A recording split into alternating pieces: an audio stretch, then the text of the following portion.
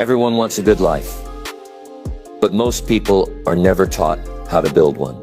We chase after money, jobs, recognition, or comfort, thinking those things will magically piece it all together. But the real formula, it's not outside of you, it's inside. A good life isn't something you stumble upon. It's something you design, something you build, and most importantly, something you become.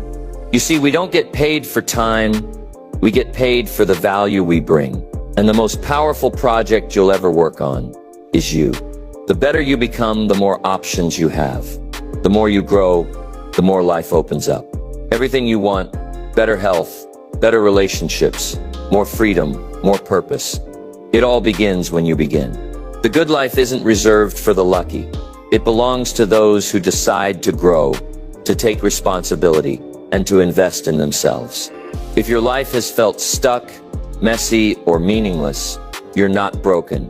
You just haven't had the blueprint. So today, I'm going to give you that blueprint.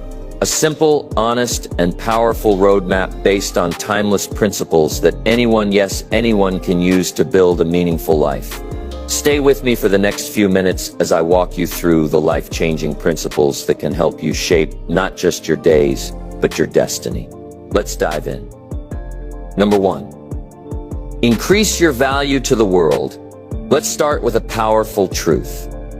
You don't get paid for your time. You get paid for the value you bring to the world.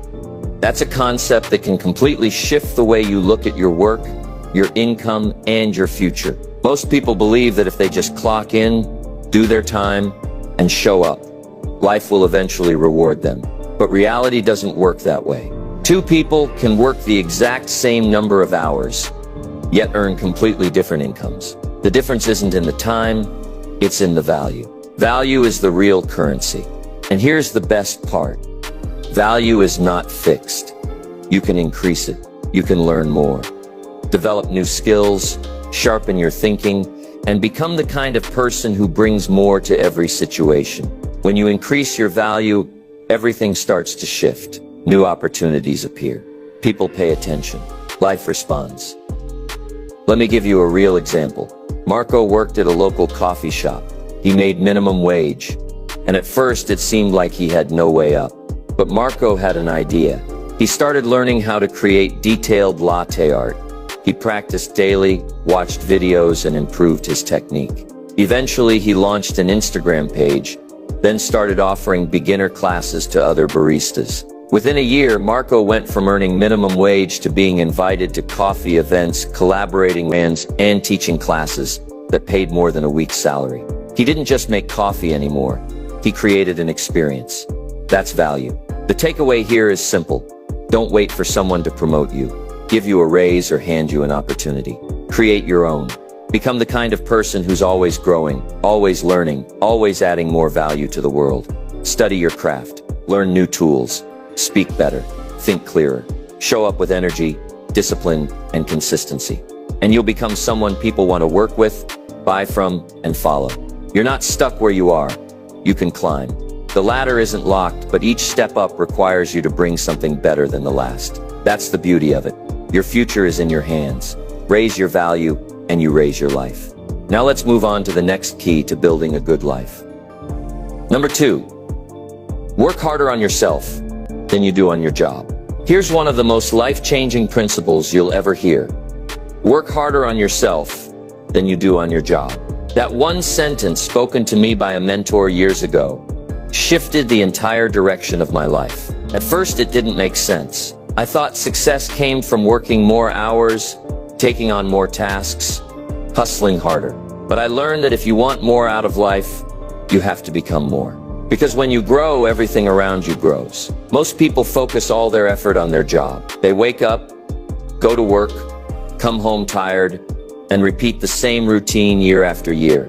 And while hard work is important, it's not enough on its own. You can work hard for decades and still feel stuck, unless you're also working hard on you. The better you become, the more valuable you are. The more valuable you are, the more you earn, the more influence you gain, and the more options you unlock. Let me tell you a story about Daniel. He was working in customer service for a software company.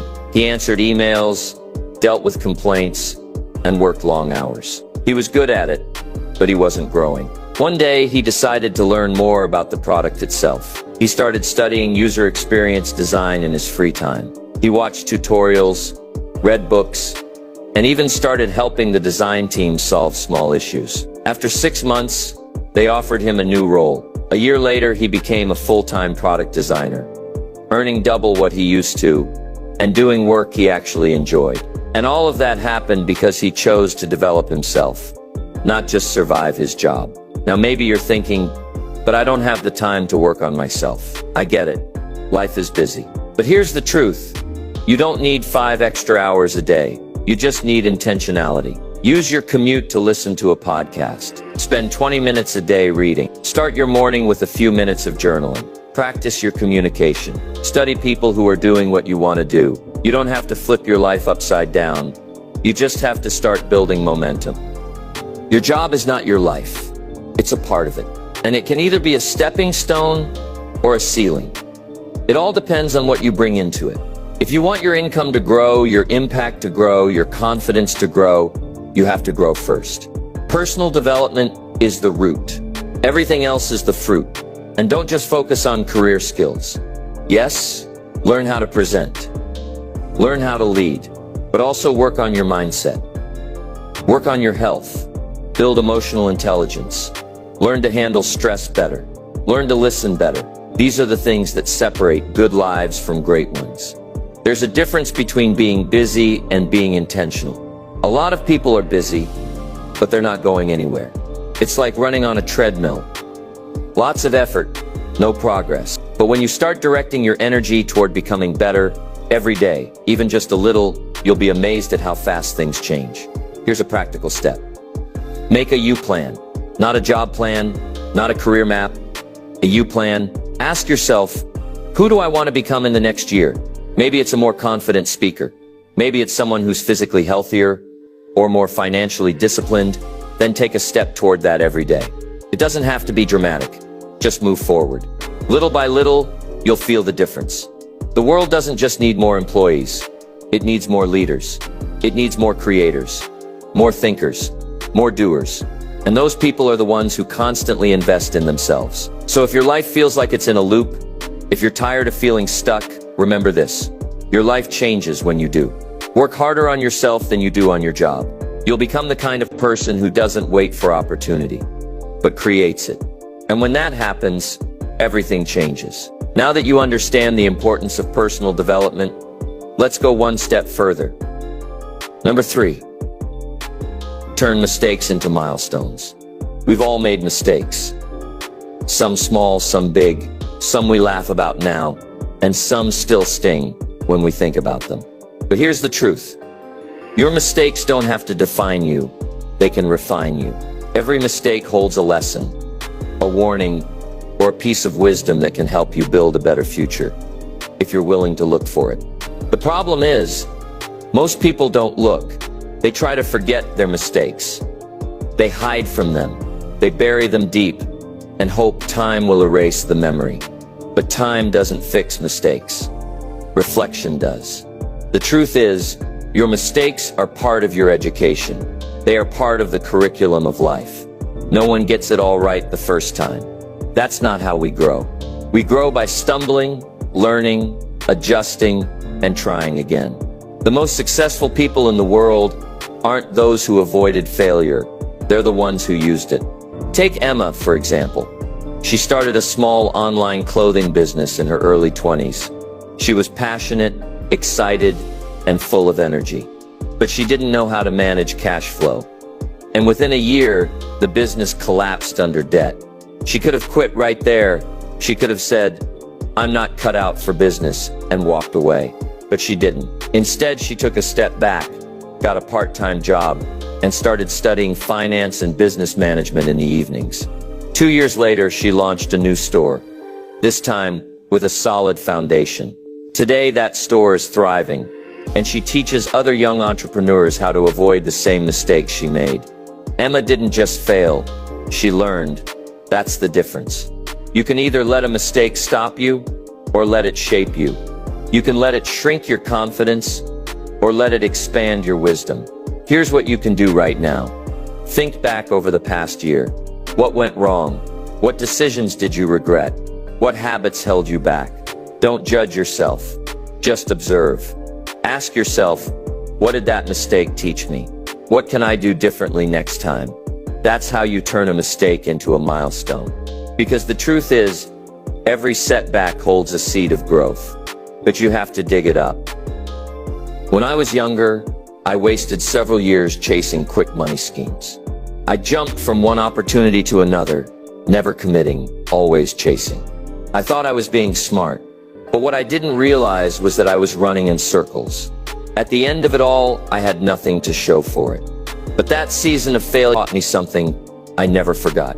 Consistency beats cleverness. That lesson shaped how I approached every project from that point forward. And without that mistake, I wouldn't have learned it. Mistakes also teach you humility. They remind you that you don't know it all, that you still have room to grow. And that humility makes you open to learning, open to advice, open to growth. In many ways, your biggest mistakes are often the doorway to your greatest breakthroughs. If you don't slam the door shut, another thing mistakes give you is empathy.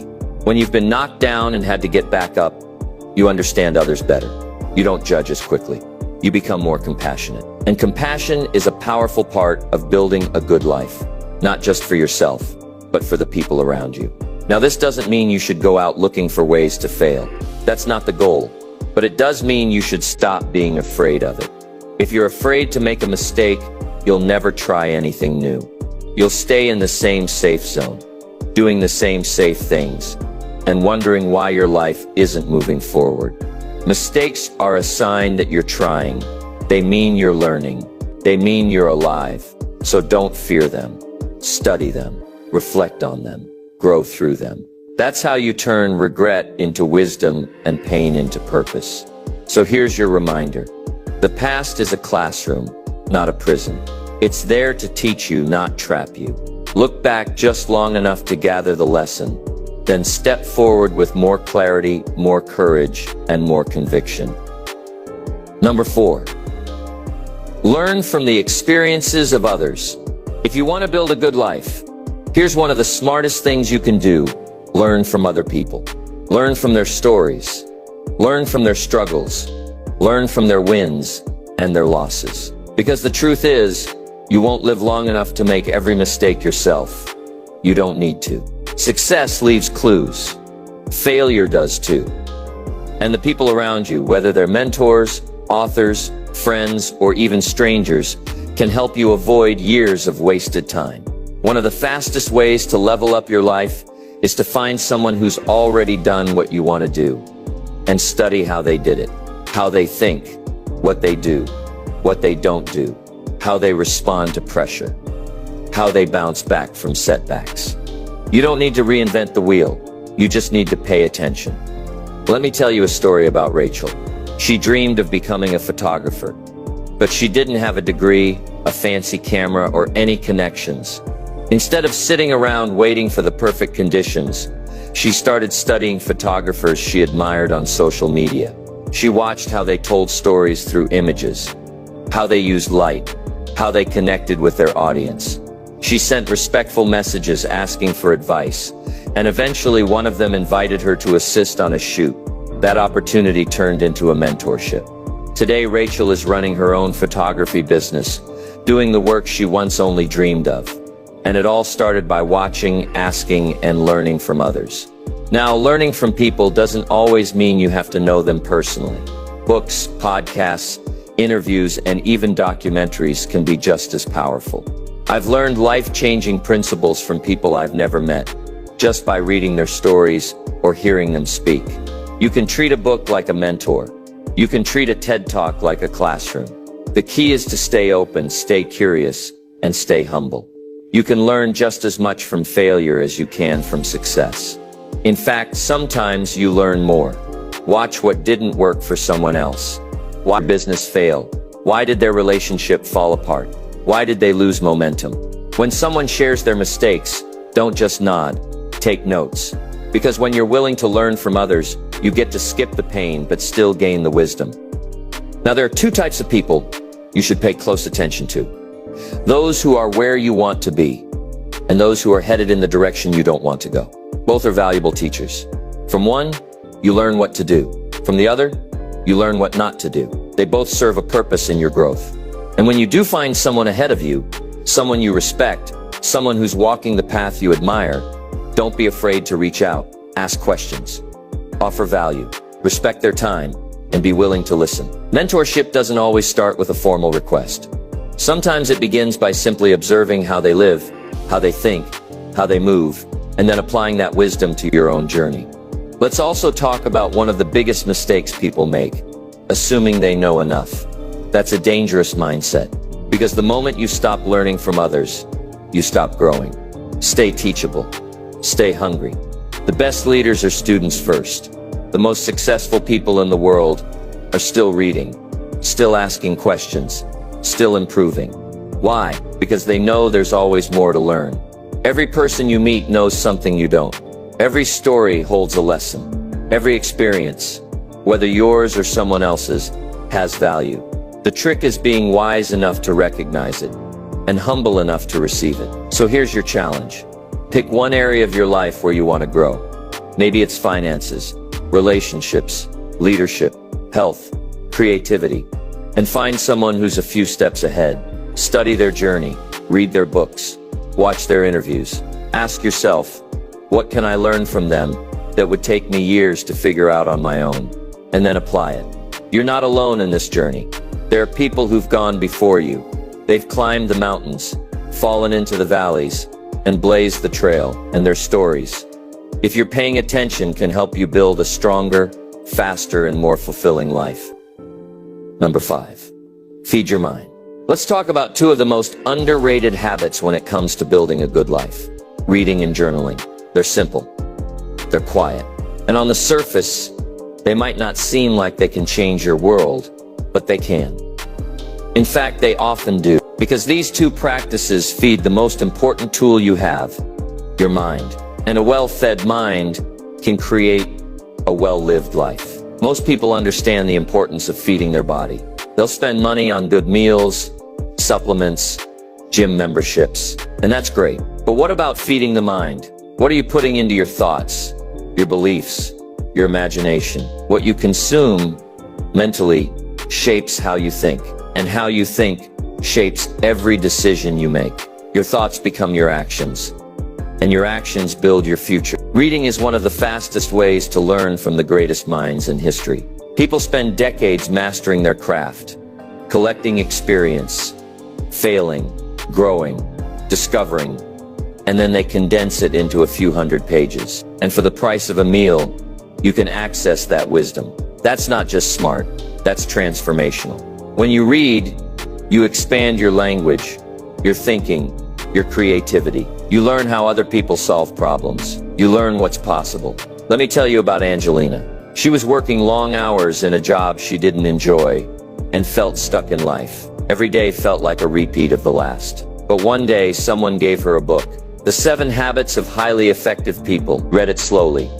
And for the first time in years, her perspective started to shift. That one book led to another, then another. Within a year, she had developed new habits, started a side business, and regained her confidence. Today, she credits reading as the spark that changed everything. She didn't win the lottery. She didn't get rescued. She simply opened a book and fed her mind with better thoughts. But reading alone isn't enough. To go deeper, you need reflection. That's where journaling comes in. A journal is your private workshop. It's where you shape your ideas, track your progress, and listen to your own thoughts. It's where you turn confusion into clarity and emotions into understanding. Life moves fast. Journaling helps you slow it down.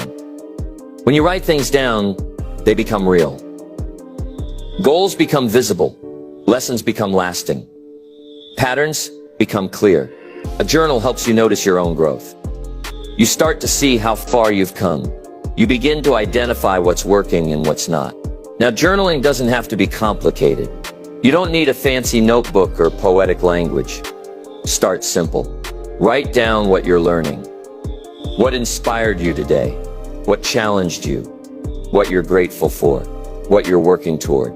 Some of the most powerful pages I've written were just me asking myself honest questions and writing honest answers. There's something powerful about transferring thoughts from your head to the page. It clears space. It gives structure to your thinking, and it makes your growth visible. Over time, those pages become a map of your journey. They show your highs and lows, your turning points, your breakthroughs. They become proof that you're evolving. Here's a practical idea. Set aside just 15 minutes a day. Read 5 to 10 pages of a book that challenges or inspires you. Then write a short reflection in your journal. That small routine, done consistently, can have a bigger impact on your life than most people realize. Why? Because it trains your mind to be focused, thoughtful, and intentional. And those are the qualities that build a meaningful life. Most people underestimate the power of consistent, quiet habits. But over time, they become the foundation of growth. Reading introduces new ideas. Journaling helps you absorb and apply them. It's like planting a seed and then watering it every day. Eventually, you start to see the fruit. So if you've been feeling overwhelmed, scattered, or uninspired, don't overlook these 2 tools. You don't need a miracle. You need to feed your mind and give your thoughts a place to live. Read something every day. Write something every day. And watch what happens to your thinking, your decisions, and your life. Number 6. Set goals that transform you. If there's one habit that separates people who drift through life from those who live it with purpose, it's this. They set goals. But not just any goals. They set meaningful, intentional, transformational goals. Goals that don't just help them get things, but help them become someone better in the process. See, most people misunderstand goal setting. They treat it like a to-do list. Lose weight, make more money, travel more. But the real power of a goal isn't just in the result, it's in the growth. It's who you have to become to achieve it. That's where the transformation happens. The goal pulls you forward. It demands more from you. It stretches your limits, and that's a good thing. Think about this: setting a goal to run a marathon isn't just about crossing the finish line. It's about the habits you build, the discipline you develop, the mindset you adopt. You become stronger, resilient, more focused. And even if you never run another race, those qualities stay with you. That's the real win. Let me tell you about James. He used to live paycheck to paycheck, always stressed about money. One day he decided to set a big goal, not just to earn more, but to become debt-free in 2 years. That goal forced him to change. He had to budget, learn about investing, and take on a side hustle. Along the way, he became financially educated, disciplined, and intentional. And once he hit that goal, he didn't stop. He kept growing. He started mentoring others and eventually launched a financial literacy course. James didn't just fix his finances, he reinvented his future. And it all started with one goal that pushed him to grow. Now, maybe you've tried setting goals in the past, but gave up halfway. That's okay. Most people do.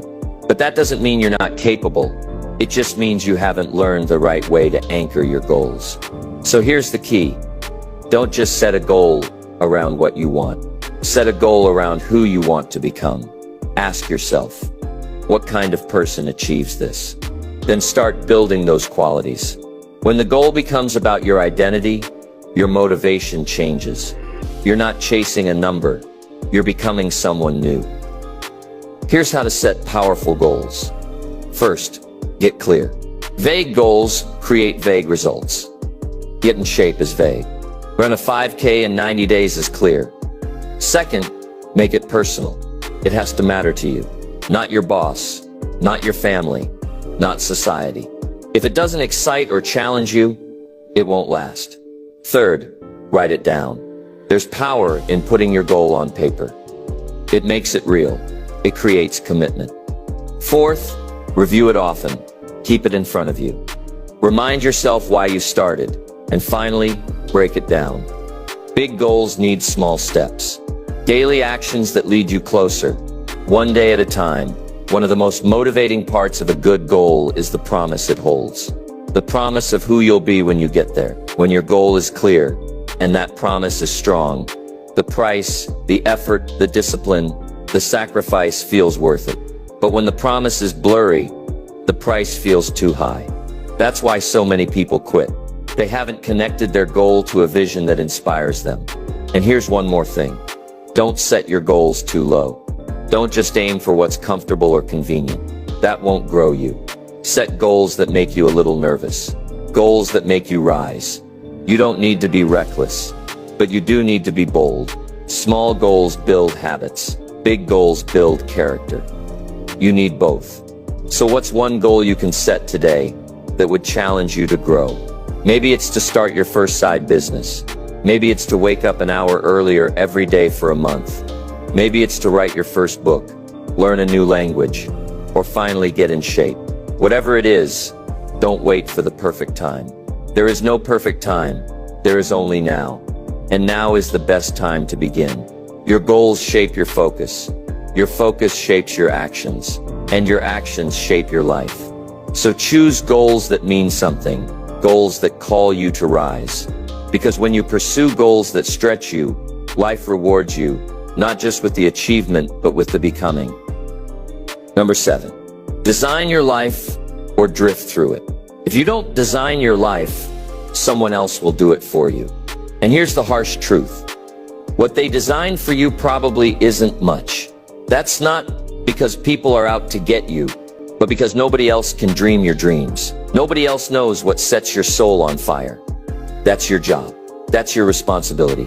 Most people don't fail because they lack talent or potential. They fail because they never decide. They don't decide what kind of life they want. They don't sit down and create a clear vision. Instead, they drift. They go where the wind blows, following trends, other people's expectations, or the path of least resistance. They wake up years later wondering how they ended up in a job they don't like, living in a place they didn't choose, surrounded by habits they never intended to build. And it all started because they never stopped to ask, what do I want my life to look like? Designing your life means taking ownership. It means becoming the architect, not just the occupant. It means sitting down with your thoughts, your hopes, your values, and laying the blueprint for your future. And no, it doesn't have to be perfect. It just has to be yours. Let me share the story of Maya. She worked in corporate marketing for 8 years. She was good at it, but she always felt a quiet restlessness, like she was living someone else's life. One day, after a long week of meetings, Maya asked herself a powerful question. If I could do anything, what would it be? That simple question became the seed of change. She started journaling every day, writing down what she truly wanted.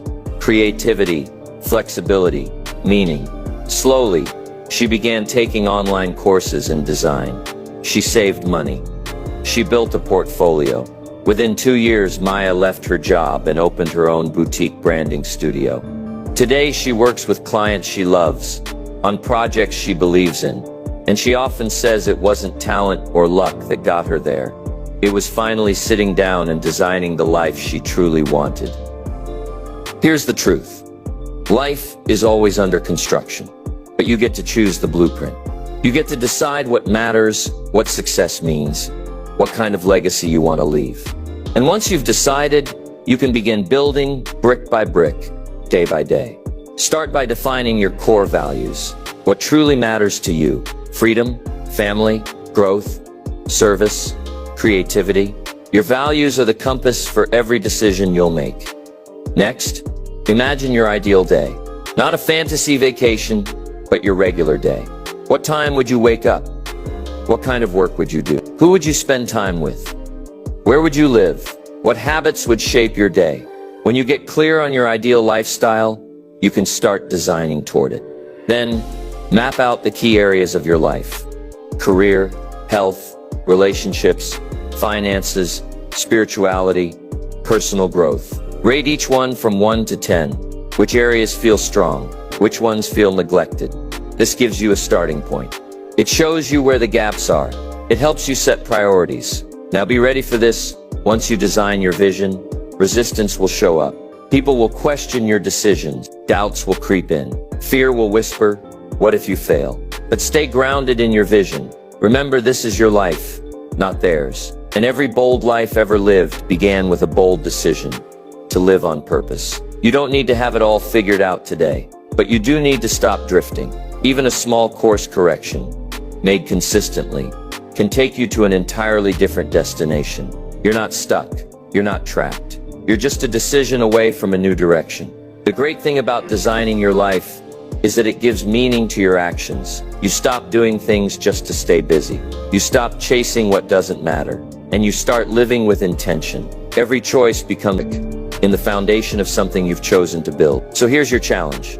Take 1 hour this week, just one, and sit down with a pen and paper. No distractions. Ask yourself, what kind of life do I want to create? Dream freely. Think boldly. Then write down 3 small steps you can take this month to start designing that life. Maybe it's waking up earlier. Maybe it's signing up for a class. Maybe it's having a hard conversation or saving your first $100. Whatever it is, start. Because if you don't build your life, life will build itself, and it may not be the one you want. Number 8, master the few things that matter. In a world full of noise, distraction, and constant motion, one of the most powerful things you can do is this. Focus on what truly matters. You see, most people don't fail because they don't work hard. They fail because they spend too much time on the wrong things. They major in minor things. They stay busy, but not productive.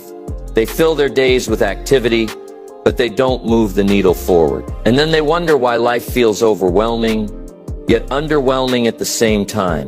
The truth is, success, whether in your personal life, your career, or your relationships, isn't about doing more.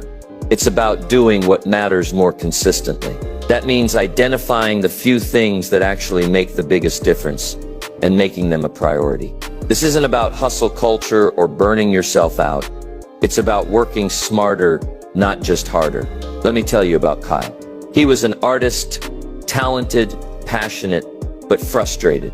He had a studio full of unfinished work, dozens of projects going at once, and barely enough income to pay his bills. He was always busy, but nothing was really moving forward. One day he sat down and asked himself a simple question. What are the few things that actually make a difference in my career? After some thought, he narrowed it down to 2: finishing and showcasing his best work, and building authentic connections with collectors and galleries. So he made a change. He dropped the distractions. He focused on fewer projects, but finished them with excellence. Within a year, he was exhibiting in respected spaces, making sales and gaining momentum. His secret: he mastered the few things that mattered. We live in an age of endless options. 1,000 things compete for your attention every day. Emails, notifications, opinions, opportunities. But here's what you need to know. Not everything deserves your energy. Not everything requires your presence, and not everything aligns with the life you want to build. That's why clarity is power.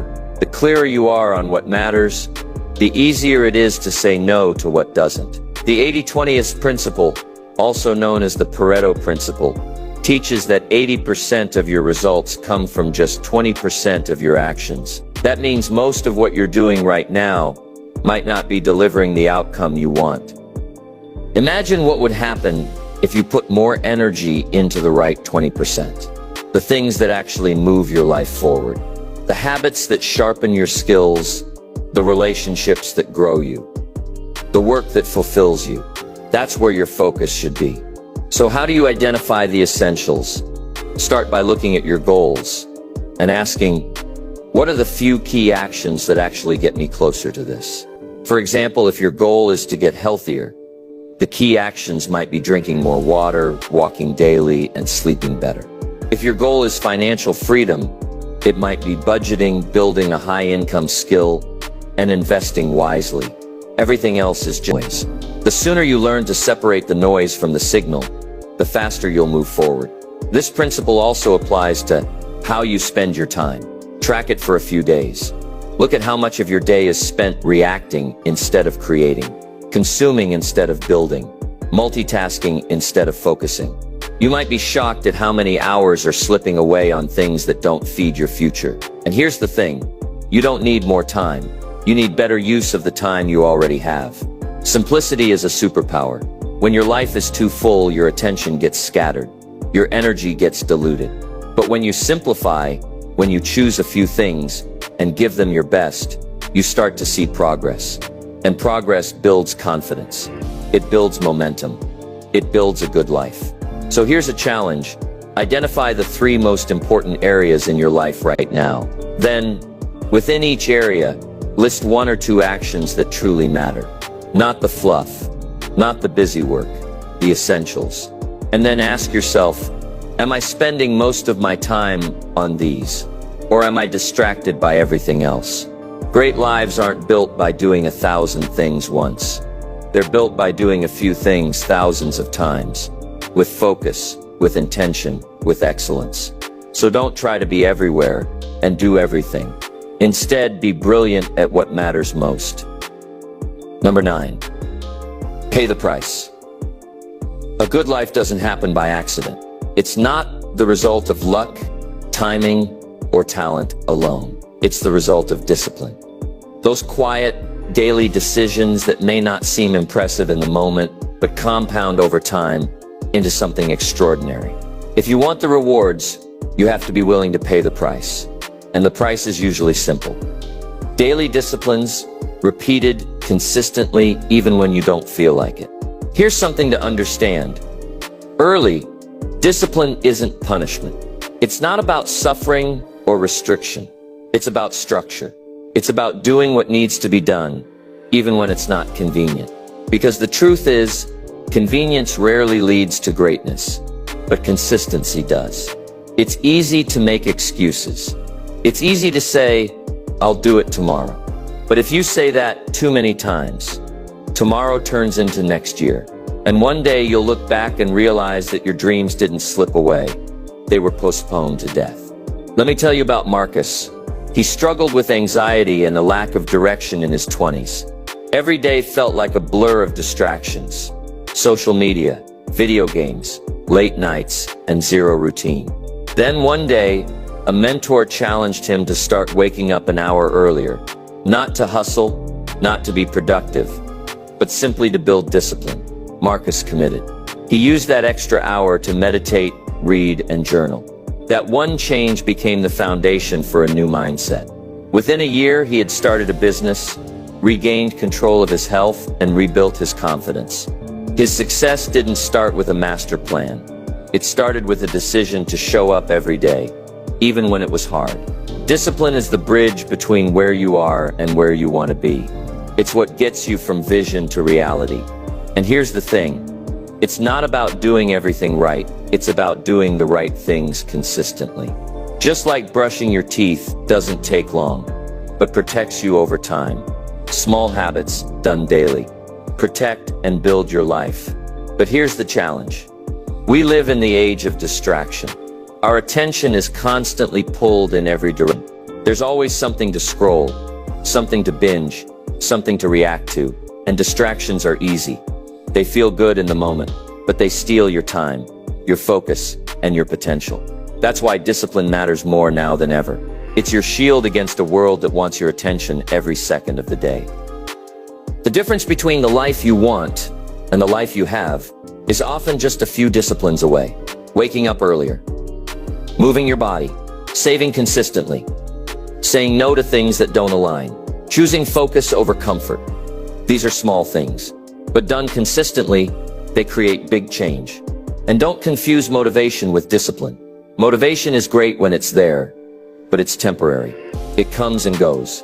Discipline is what shows up when motivation is gone. Discipline says, I don't feel like it, but I'm doing it anyway. That's where real growth begins. You don't need to change your entire life overnight. Start small. Pick one area where you want to grow, and choose one daily action. Maybe it's writing for 15 minutes a day. Maybe it's replacing one unhealthy meal. Maybe it's spending 10 minutes in silence to clear your head. The point is to train yourself to follow through. Every time you keep a promise to yourself, your confidence grows. You begin to trust yourself. And that trust builds momentum. Think of discipline like a muscle. The more you use it, the stronger it gets. The first few days will be hard. You'll want to quit. That's normal. But if you push through those early moments, it gets easier. Eventually, discipline turns into habit, and habit turns into identity. You're no longer someone who's trying to be consistent. You are consistent. It becomes who you are. A good life is made of small, wise decisions. Not once, but over and over again. It's showing up when it's raining. It's sticking to your budget when it's tempting to splurge. It's speaking kindly when you're frustrated.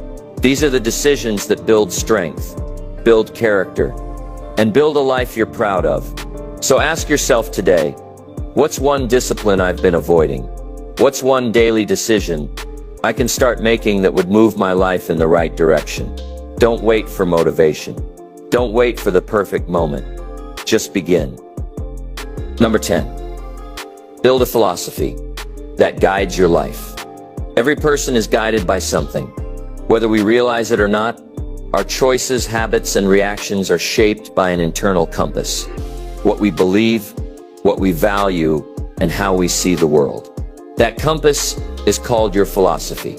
And if you want to build a good life, you have to build a strong philosophy, because your philosophy is the foundation beneath everything else.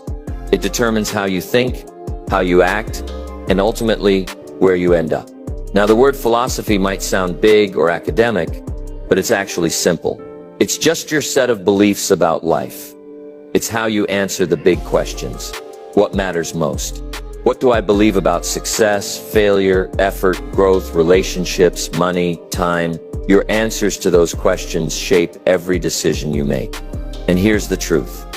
You already have a philosophy. Everyone does. The real question is yours helping you or holding you back? When I was younger, I didn't even realize I had a philosophy. I just reacted to life. I thought I was unlucky. I thought life was happening to me, not for me. I blamed the economy, my past, other people, and for years, nothing changed, because I didn't change.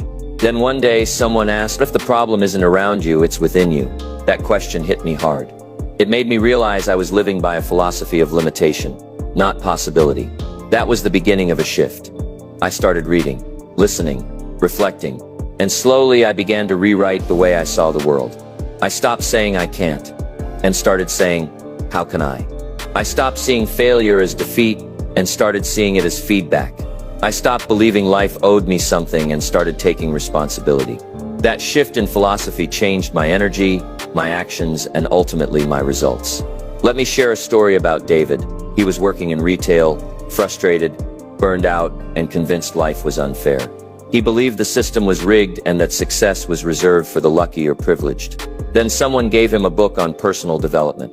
At first he resisted, but curiosity got the best of him. He read it, then another, and slowly his thinking changed. He realized his philosophy had been one of blame and resentment, so he rebuilt it, brick by brick. He started believing in growth, effort, and ownership. Today, David owns 2 small businesses, mentors others, and says the biggest change wasn't his job or his income. It was his mindset. His life changed because his philosophy changed. Your philosophy doesn't have to be complex. It just has to be yours, and it has to be intentional. One of the best philosophies you can adopt is this: if I will change, everything will change for me.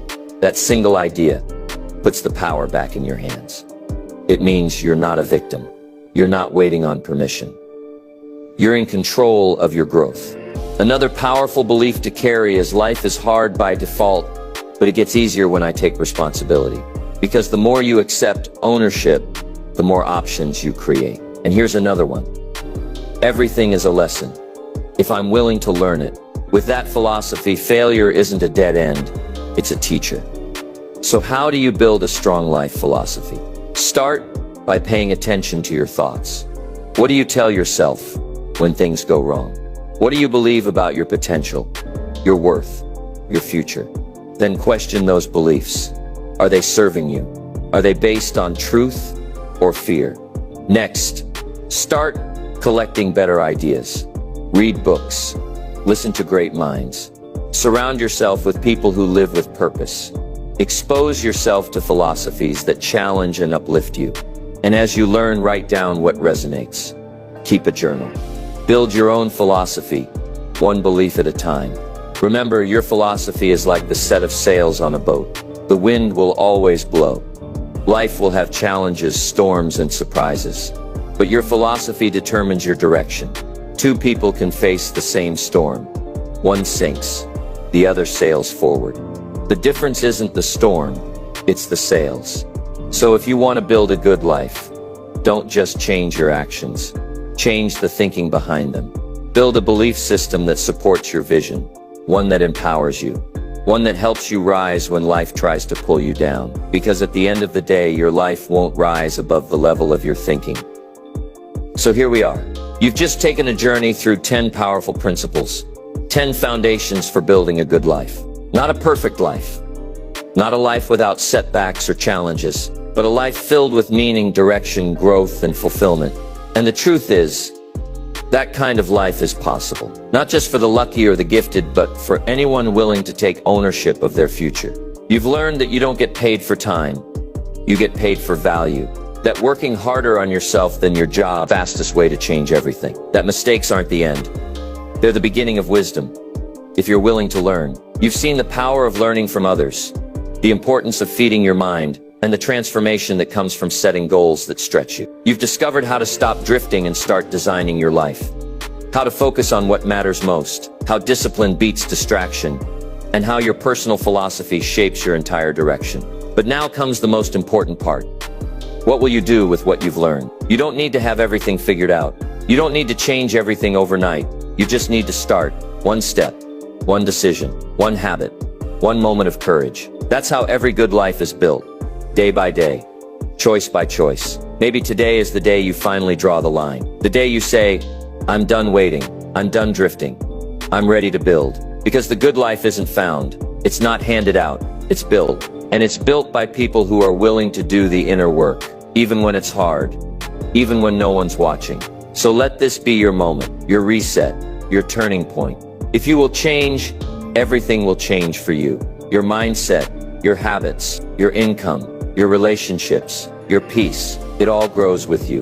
The blueprint is in your hands now. Build something beautiful with it. Your good life is waiting. Go create it.